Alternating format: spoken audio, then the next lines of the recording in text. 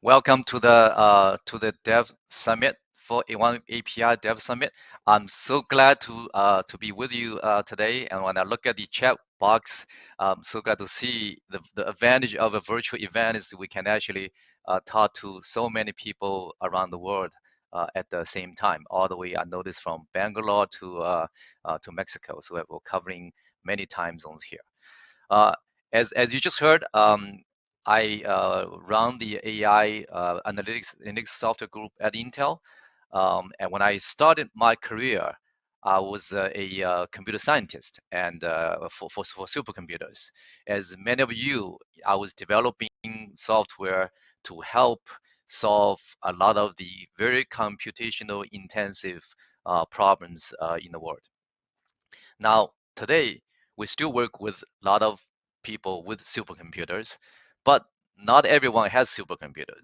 So luckily today in AI, we can actually do something much broader, way beyond supercomputers. So my dream here is we can do AI, get to AI everywhere. So what does that mean to be AI everywhere? It's really about your imagination.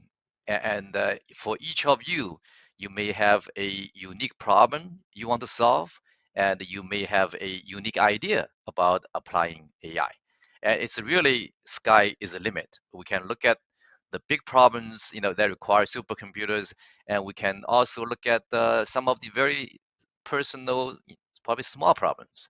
And I live in the Bay Area. Last weekend, we got a chance to bike from the Silicon Valley to San Francisco. And along the way, we ran into some unexpected problems where the trails were closed along the bay and so on. And I thought, hey, maybe if we had AI could help us even as a bike cyclist. So these are just little things you can imagine you can do with AI.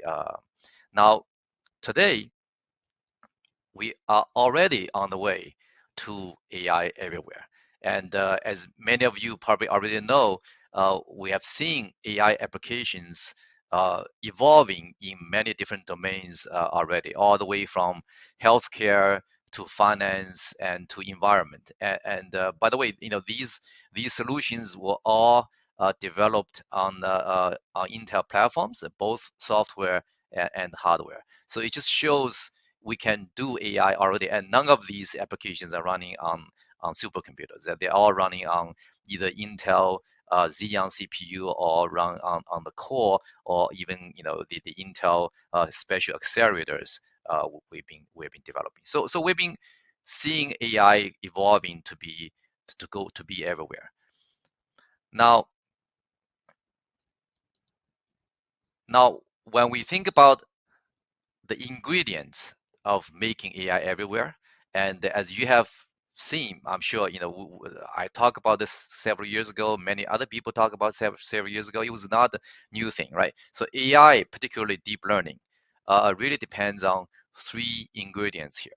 One is data.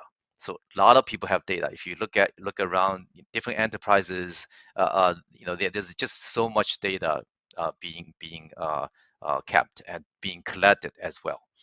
And then there's also a lot of compute.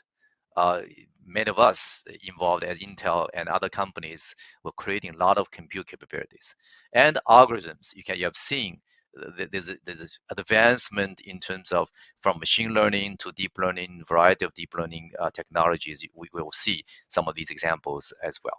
So let me go deeper into what are the things we have seen in the past a few years and look at what is the trend here.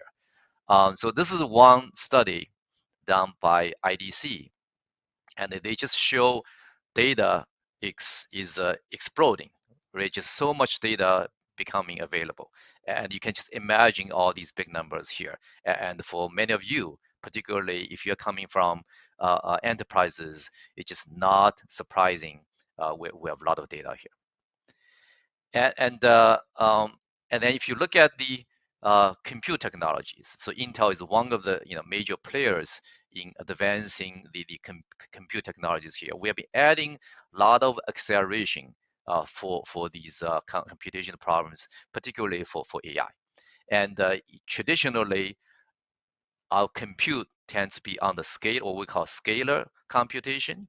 And then over time, we have added, vector operations. And more recently, as an industry, we'll be adding a lot of matrix computation into our hardware. So if you think about Intel as an example, we have a very rich portfolio of hardware, all the way from CPU, GPU to special purpose AI acceleration.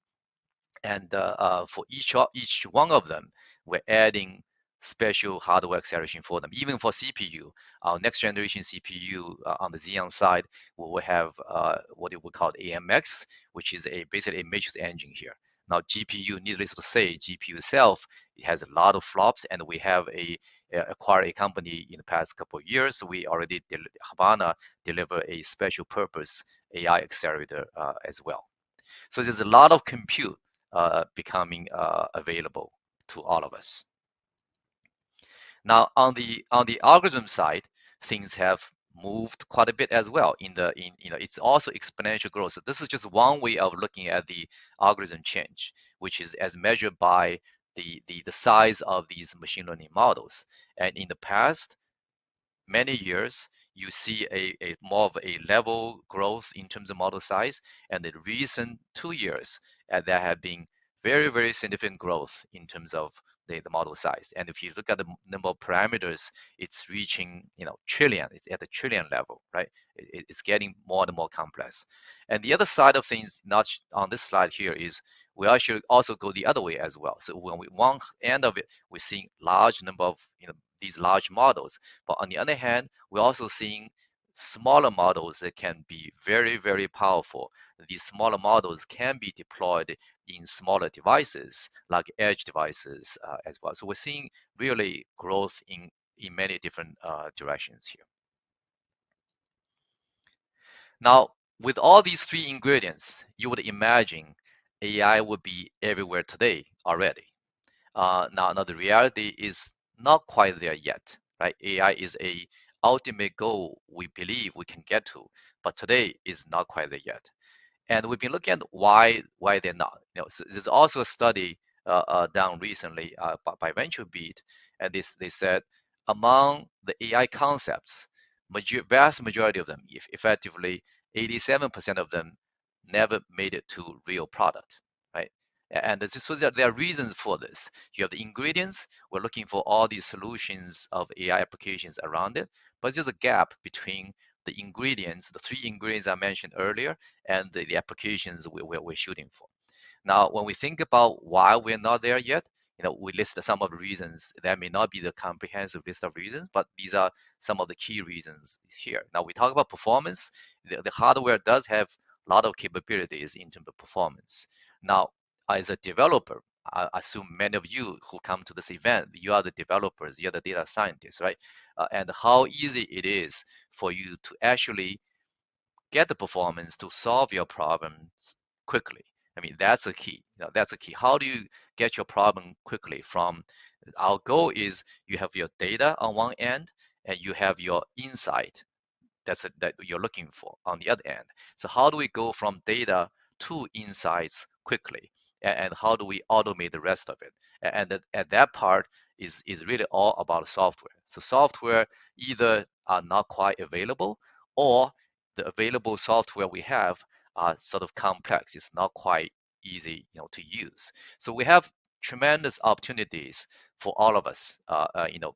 My team, obviously, we're so excited to see we can contribute here, and I'm sure every one of you on the call here, you're here because you have a role to play to enrich the software ecosystem, so we can all work together to realize the dream of AI everywhere. So there's a lot of opportunities here for all of us here. So as I mentioned earlier, software really is the bridge between the ingredients we have and the ultimate solutions we can build for AI. Now let's look at what's inside. Now AI is a end-to-end problem. As I mentioned earlier, we want to go from data to insights. Go from one end to the other end, and it's a pipeline which involves many different steps in between. And that's why we need a rich ecosystem that can help us design the pipeline and can help us get to solutions more quickly. And if you think about the ecosystem, so far we have a lot of software packages available in the ecosystem. So here I'm just roughly, placing the four quadrants here. And one top quadrant, left quadrant, is the set of machine learning, deep learning frameworks you all love, right? You use these. And then since we start from data, the bottom left is the set of data related packages already available in the market. And on the left hand side, there's a trend within the industry try to make it easy for people for all of you to develop solutions. And we're looking at a variety of AI domain specific platforms to target a specific domain within AI. For example, time series, for example, natural language processing or computer vision, right? And then we have a variety of other tools to really make it easy to leverage the hardware capabilities and connect the ingredients to the developer product productivity here. So now at the core of this, maybe I should go back a little bit here. At the core of the circle is something called oneAPI. And oneAPI is since you're coming to oneAPI summit, I'm sure you already know about oneAPI. So let me just go describe a little bit more about oneAPI so we are on the same page here. Now, oneAPI is a open project that Intel initiated, but it's meant to be open standard. It's not a Intel proprietary thing. So there are two parts to this. One is the standard part of it on the left-hand side, and the other is the Intel reference implementation of the standard, right? So on the left-hand side, the specification is really designed for accelerated computing. As I mentioned earlier, AI is this huge problem with a lot of computation required, and there's a lot of acceleration involved. So how do you define a standard that can facilitate the accelerated computing, and that's what the goal of oneAPI. And the oneAPI itself, you probably know, has the language standard part of it, also has the API for the libraries, and the key part of this is actually open. It's a open ecosystem for the industry, which means everyone can contribute to this. We can work together to define the spec, and we can work together to contribute to the implementation of the spec. And in terms of implementation, this is meant to be a broad ecosystem for the industry. So it will support Intel CPUs, Intel GPUs, but it will support non-Intel CPU, GPUs, everything as well. So it's meant to be open here. Now on the Intel side, we have done implementations already. So we have our first implementation of oneAPI was released in December of 2020. And it's been more than a year now, and you can access our implementation through different channels on our website. You can feel free to download and give it a try over there. So that's the first implementation of the oneAPI spec. Now on the AI side, let's look at what does that mean for the AI. Now, oneAPI itself is actually, as probably you know, it's pretty broad. It's more than AI. oneAPI itself is designed for acceleration for all kinds of workloads. It could be high performance computing workloads, could be AI workloads, could be media workloads, could be any workloads that require accelerated computing. Now, since this is the AI conference, I'm going to focus on the AI side a little bit more. So on the AI side, as we show earlier in this pie chart, right? In the middle, these are the APIs. So here is a different view where the middle is at the lower level, and then the outer layer is actually at the top, right? So the oneAPI provides multiple capabilities. So one part is the language side of it, and we have a SQL-based data parallel programming language, and then there's also the library side of it, where we have different kinds of libraries targeting different parts of AI. And the one part of this is the neural networks, right? Because deep learning is so popular right now, and we have a library called oneDNN, which has the neural network primitives inside. And we also, let me give you an example, oneCCL, which handles communication because AI has so much computation. Quite often, a single server or single card is not enough. You actually have to have a cluster of these computing devices coming together. So communication between these nodes is going to be super important. And then with the layer of oneAPI components, we are able to enable the rest of the industry. So now we get into the open ecosystem where there's all kinds of popular libraries we have been enabling. For example, TensorFlow, PyTorch, and so on. So we're enabling a very wide range of AI and analytics libraries from the oneAPI capabilities we have here. Now, what do we do here when we talk about enabling the entire ecosystem here? Actually, what we're doing is more than just enabling. So we want, as a collectively with our partners, what we want to do is we want to work with all of you to help create a new AI, open AI ecosystem. And that has many different things. That has the existing popular frameworks I just mentioned, and also we are contributing to the ecosystem as well with Intel innovative the new tools we're creating in the ecosystem as well.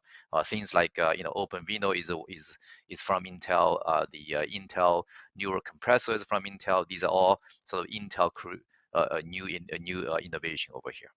Now, when you think about both in terms of enabling the open ecosystem, the existing software outside, and Intel new software, usually we bring in sort of three values to our developers here. Because ultimately, you guys, right, the developers and data scientists, you are our customers. So we want to bring value to all of you here.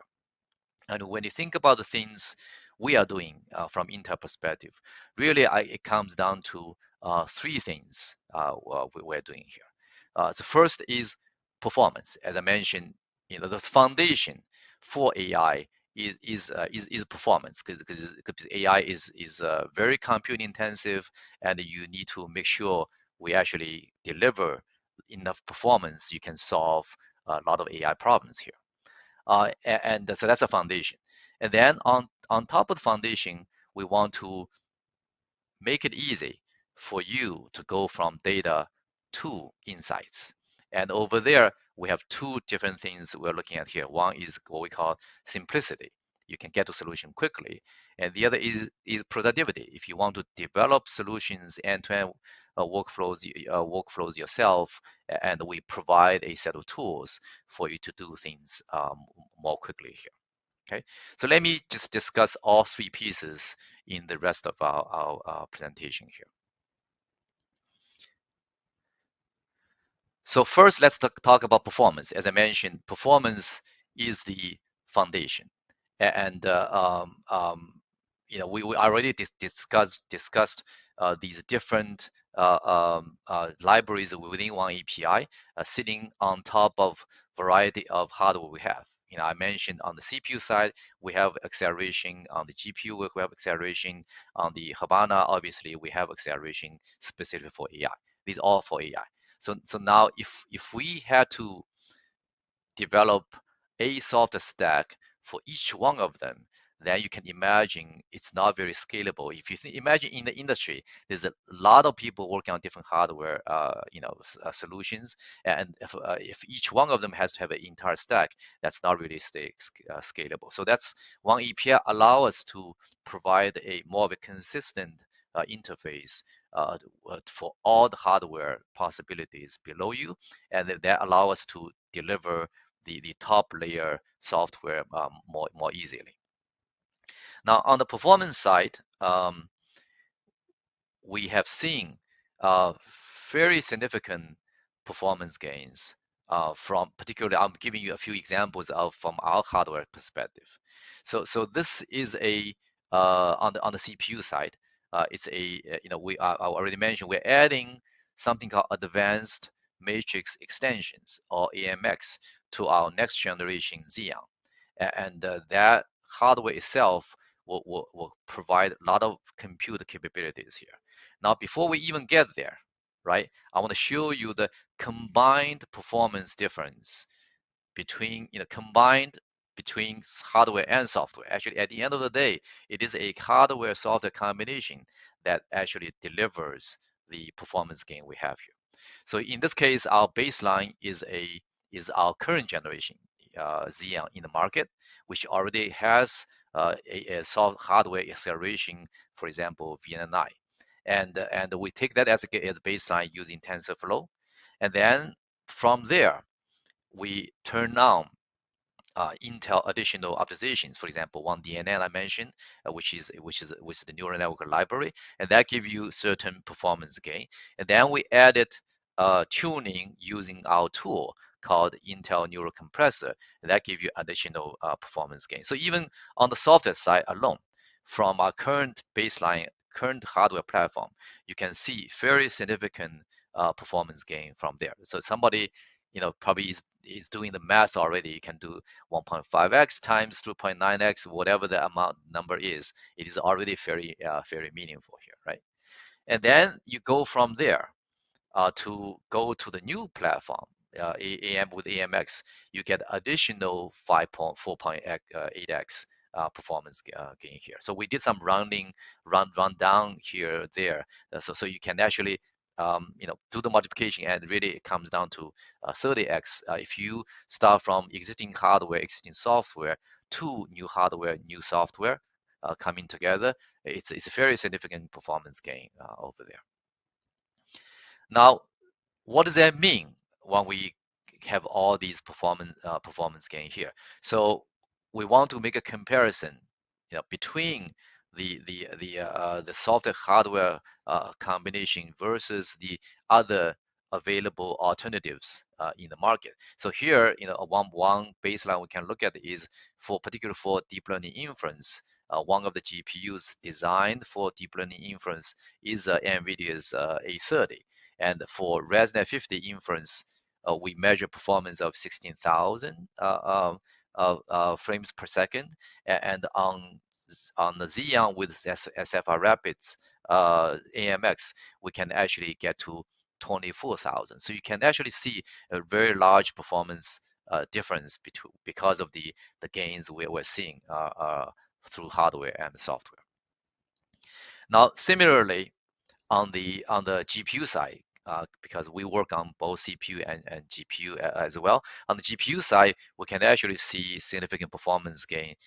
Again, as a combination of hardware and software here. In this case, I'm showing you PVC, which is our next generation discrete graphics, discrete GPU, and for servers. And over there, we show both the training performance and the inference performance, and they're both higher than the existing sort of the leadership GPU in the market, which is A100, and that's a pretty meaningful gain as well. Now, this came actually only about a little more than a month ago. It was a very new thing. So we talk about hardware software combination to deliver performance. Now the other thing is, can we make sure they're actually available in the for the wide range of developers? So adoption is super important for us, and the partnership is super important. In order to do the entire ecosystem, partnership is key, right? Intel is a big company, but we still cannot do it alone. So we've been collaborating with a lot of partners here. One of them is Google, and we've been working with them for more than 5-6 years. And actually, in the most recent release of TensorFlow 2.9, Intel's optimizations based on oneDNN have become default in TensorFlow. So what does that mean is when people just go download stock TensorFlow, you may not even notice. You don't have to do anything. You may notice because of performance gain, but you may not. You don't have to change anything. All of a sudden, you can get much better performance gain. That's actually very significant for us in terms of reaching, millions of developers, and in turn, our goal is we want to reach billions of users that way. So I will have very happy to see that that became default. In now, we also work with our other partners. For example, Meta. We've been Intel application have been default over in the PyTorch for several years already. Started in 2018. So we've been doing pretty well in terms of getting to millions of developers here. Now, the other part of a second part of this is simplicity. So as I mentioned, we want to go from data to solutions, to insights quickly.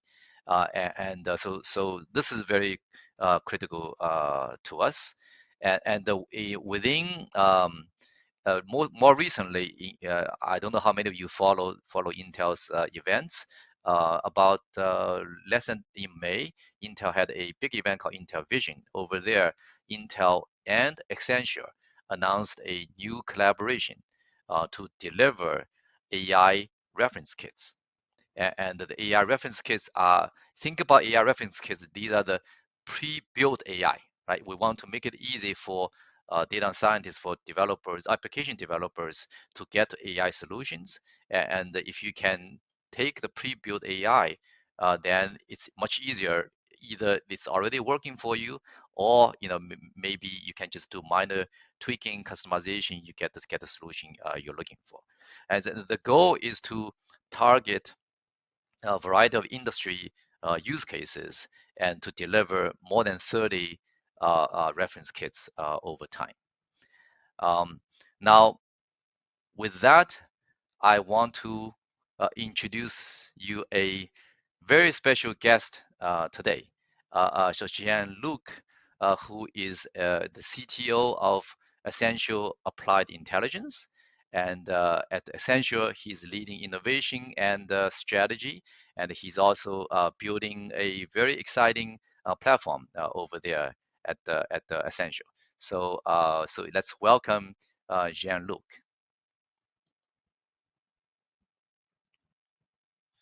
Can we see him? I only see his picture. Can we see him live?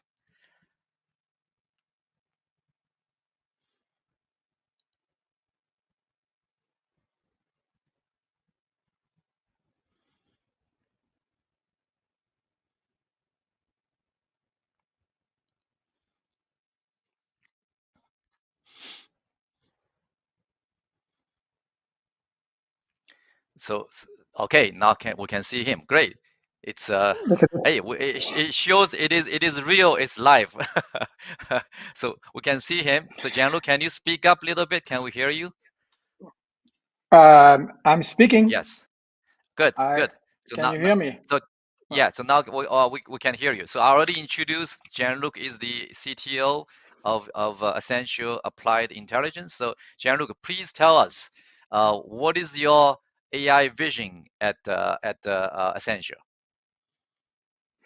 Well, what's interesting is that the Chinese said that may you live in an interesting time. Well, we are in an interesting time, and if I look at the bad event that COVID was, I'm looking also at the side effect.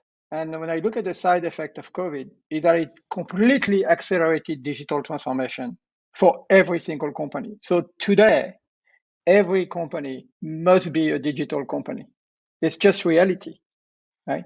So it doesn't matter if you're a farmer or if you're a high-tech company, you are to be digital. Of course, high-tech you will be, but the farmer doesn't sound obvious.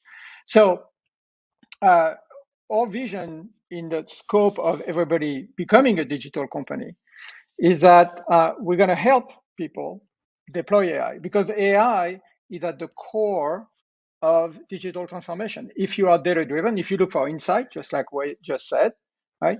If you want to find actionable insights, which is what's really important, right? You can leverage AI because the level of quality of signal extraction we get for AI is far superior at what we've done with, let's call it standard statistical analytics. So our vision into that is to bring AI to all of our customers in order to be the engine of their digital transformation. But we don't want to do it willy-nilly. We're very focused on what I call pragmatic AI. I always say that it's not about looking for cats on YouTube, right? But it's about predicting, the delivery for the likes of an Uber, or predicting, the temperature in an oven that is, making cement, or all those kind of good stuff, right?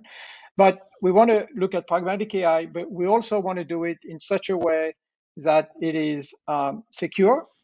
It takes in account responsibility and privacy, because it's a very powerful tool, right? So we got to make sure that when we deploy that tool, we deploy it for good, and we deploy it to augment people. A lot of people are thinking of AI is going to take their job, and it's, robots going to take over, and Skynet and all that kind of good stuff. But at the end of the day, what AI can do is augment every single one of us, right? And we do it today. I mean, I don't know if any of you guys use the latest Outlook, but it types ahead. As I'm inserting an email, it always knows what I'm going to say, which I find it's great. It saves me time. So that's our vision. Deploy AI to Yes, all of our someday, customers, right? someday they And will deploy just it reply pragmatically. email for us. That would be so awesome. That would be great.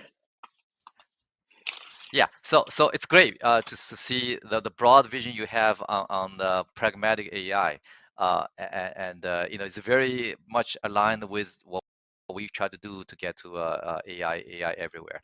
Um, Now, since this is one API conference, can you comment on how does one API fit into your vision? How we aligned, and we are synergistic between our one API initiative and the essential vision you had just talked about. Yeah, absolutely. So, no, we are implementers at Accenture, right? We don't have massive research lab or anything like that, right? There's much smarter people, I always say, than I am. But what we do very well is implement. So if we're going to implement AI, we have to implement it in such a way that it gives results very quickly to our client. Today, there is no contest that KPI, the number one KPI of any business is speed. And you as individual, you, the developer community as individual, and by the way, I'm a former developer, so I feel like I'm home again. Um, as a developer, right, we want to help you bring that speed to life, right? So it can be delivered to your end client. It can be delivered at scale to the user, right? So it's all about speed, right?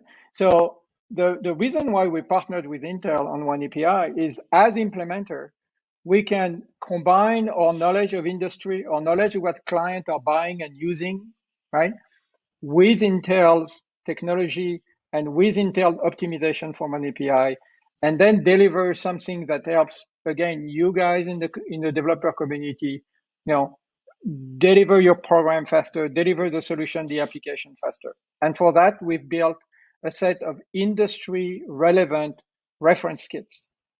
Think of it as a box of tools that are here to help you go faster in anything you do in the development of AI. This is what we partner with Intel, and this was the mission of oneAPI for developing AI at scale.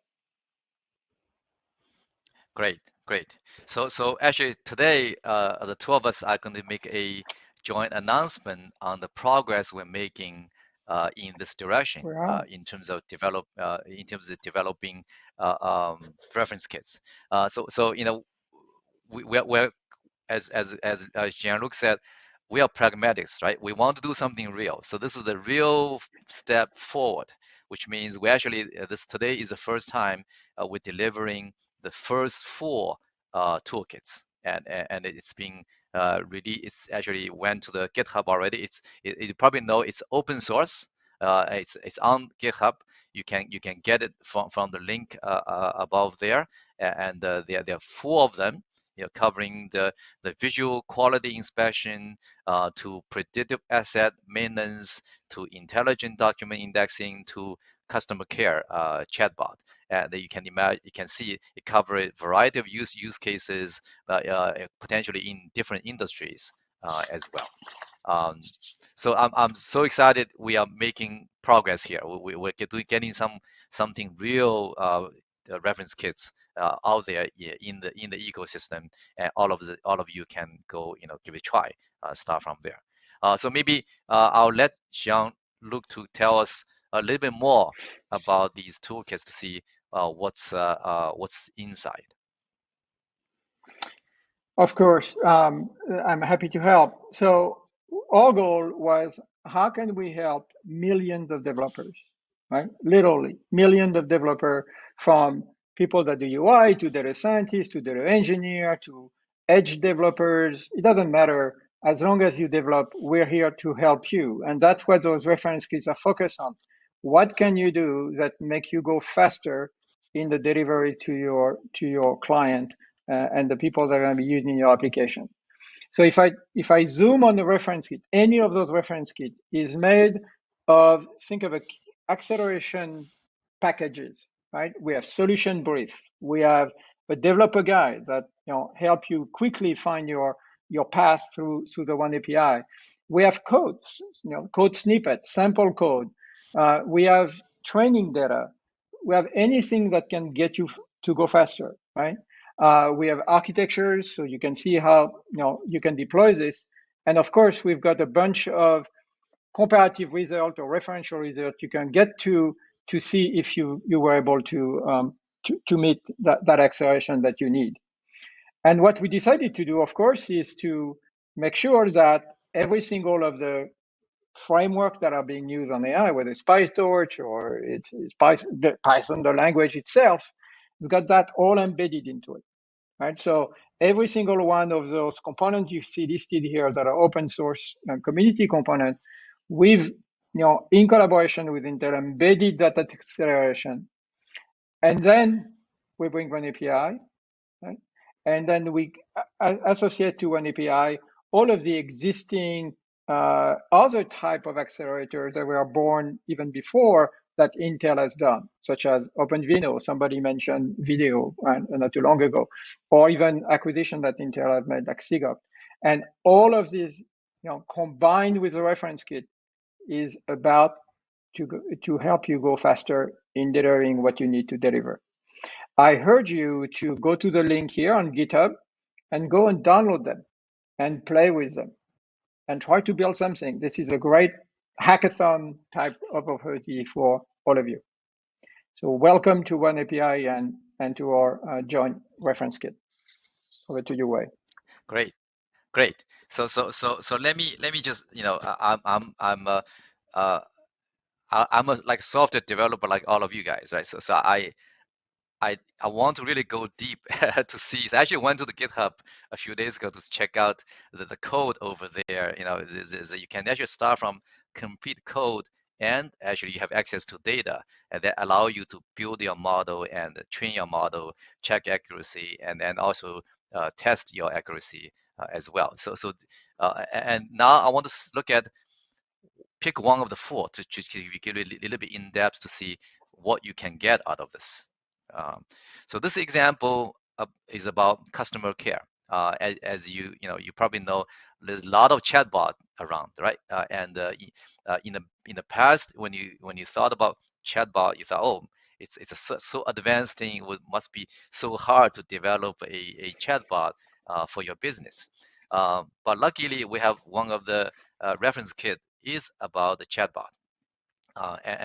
So it is pretty straightforward to build a chatbot with the reference kit.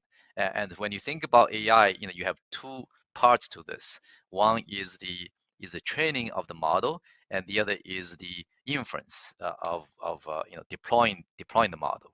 So on the training side, it's end to end. In this particular example, it's using PyTorch. It's actually using the Intel extension PyTorch, which even has a better performance because our PyTorch strategy is a two-pronged strategy. We upstream everything as much as we quickly as we possible to the mainline PyTorch, and we have the Intel extension PyTorch or IPEX as a staging area with the latest advanced optimizations inside IPEX. So in this particular case, we're actually using IPEX, and with IPEX, and then also with a tool called Intel Neural Compressor, we're able to reduce the training time and increase the inference efficiency very significantly. So on the right hand side, the experiment, when you think about starting from scratch versus using the reference kit, the gain really is very meaningful, because if you start from scratch without a reference kit as a starting point, it may take you weeks to figure out what model to use, find the right data set, and figure out how to construct the entire pipeline, to solve your problem. Right? These things themselves will take a lot of time for you to do. Now you already have a starting point, right? And then after that, with the Intel optimized tools, we're able to reduce, the inference latency by 61%. So that means when customers have interaction, the interactions can be much faster because of this. And we also able to reduce training time because of the optimized software we have. So it's really a package between the pre-built pipeline and the documentations and data availability of data set and the optimized tools. You can actually achieve the results for both productivity and performance. With that, I think we capture, hopefully we'll give you a taste of what our collaboration with Accenture is delivering in terms of reference toolkits. And hopefully you will, as Jean-Luc said, go to the link, download them, give it a try. And it may be enough for you, for your problems already. And if it's not, it lets you customize it for your own need. And hopefully the customization is very minimal to get your solution. So Jean-Luc, thank you for coming today. It's great to have a chat with you here, and really appreciate the collaboration. And between the two of us, we can really do some big things together here. Thank you for inviting me. Take care, guys, and have fun with the Okay. GitHub. Yeah, and if you find bugs, let us know. I'm sure we all want to learn about your feedback here. Okay. All right. So let me get to the next topic, which is productivity. I talk about three pieces here: performance, simplicity, and then we come to productivity. Now, productivity is targeting developers or data scientists when you actually want to do more, right? When you want to do more, you want to apply the different knobs, and how do you get the best out of the platform. And we provide a whole bunch of different software solutions for you here. So first of all, when we design, we talk about performance. When we design our packages, our optimizations, we have productivity in mind. And we talk about end-to-end pipelines. In this particular example, the end-to-end pipeline started from data analytics side of it, data pre-processing and all that, and you go to model training, and then you go to the deployment side, and at each step you're using different software for this. And now each of them give you potentially large performance gain, as I mentioned earlier, right? But the key here is more than performance. The key here is, in order to get that performance, you only need to do minor change or sometimes no change at all. Like in the first step, for example, I just take that example.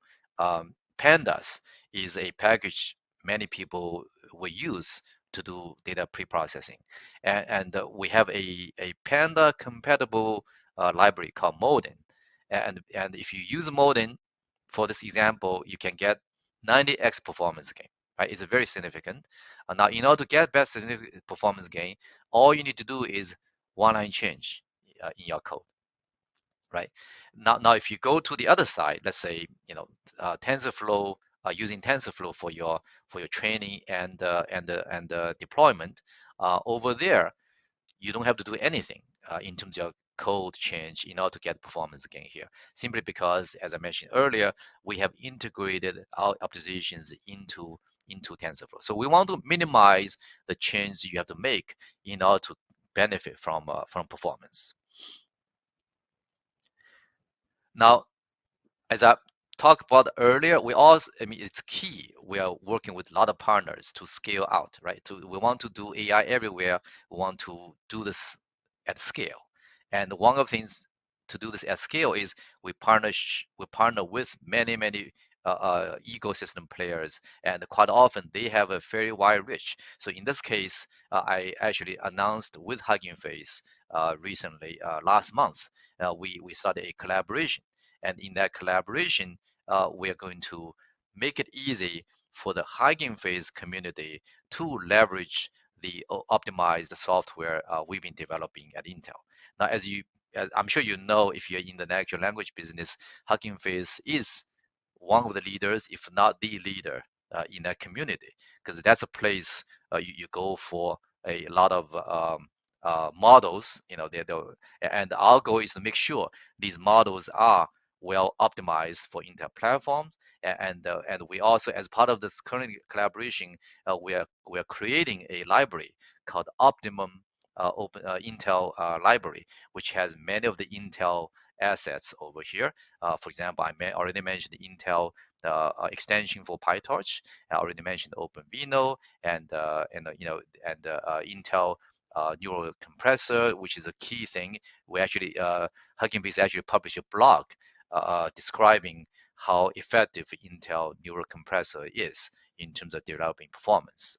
That's really is key to getting very significant performance gain in terms of something like 4x gain when you leverage low precision, and it lets you go scale out very significantly as well. Right? Um,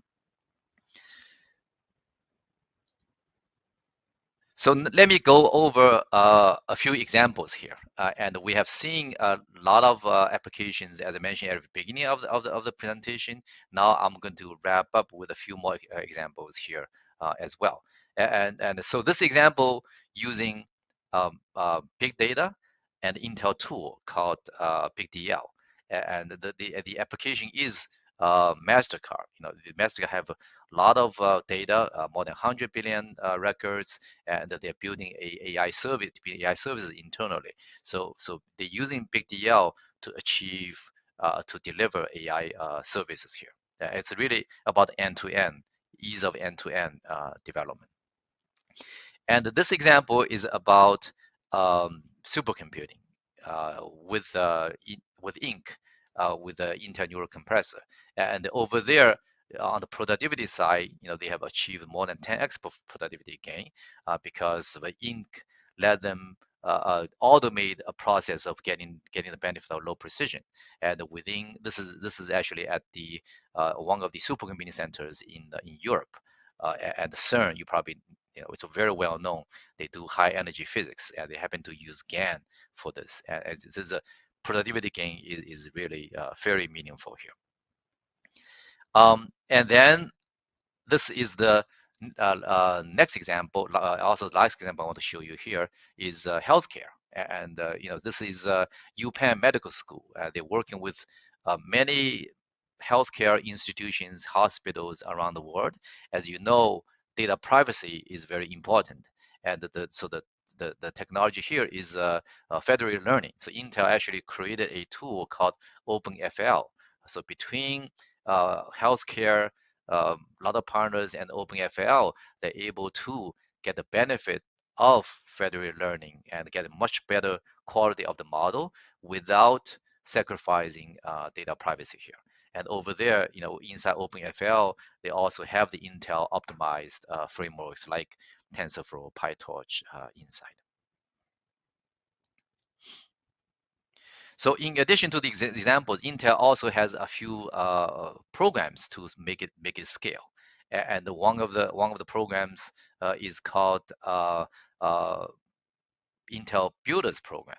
And that's when we collaborate with a lot of customers to create this ecosystem of solutions. As you can see, Accenture is one of them, and we have many horizontal partners and also have many vertical partners targeting different industries. And we certainly welcome all of you, if you're not part of the program, to join us to accelerate this open AI software ecosystem for the industry here. Now, innovation is super important. As you know, AI evolves very quickly. And so we have another program called Disruptors Program, where we work with a lot of startups. And HuggingFace is one of the examples I already mentioned. We also work with others like Katana Graph and Snowflakes and all this. There's many of them also. So if you're a startup, if you want to join us, check out the Disruptor Program as well. So to summarize, our goal is to go for AI everywhere. And the way we want to go for AI everywhere is to create with partners the open AI software ecosystem. So all of us have an opportunity to contribute and shape this AI software ecosystem. And so if you are solution provider, you can leverage the software ecosystem to develop your solutions quickly.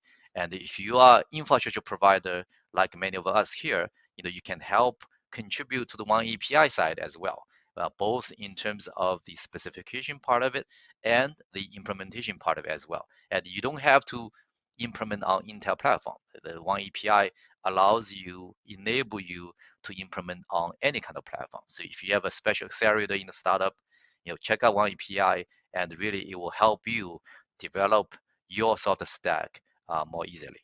So with that, and hopefully you enjoy the presentation and enjoy my conversation with Jean-Luc. And if you want more information, check out the website, developer.intel.com. And there's a lot of good information over there. So thank you.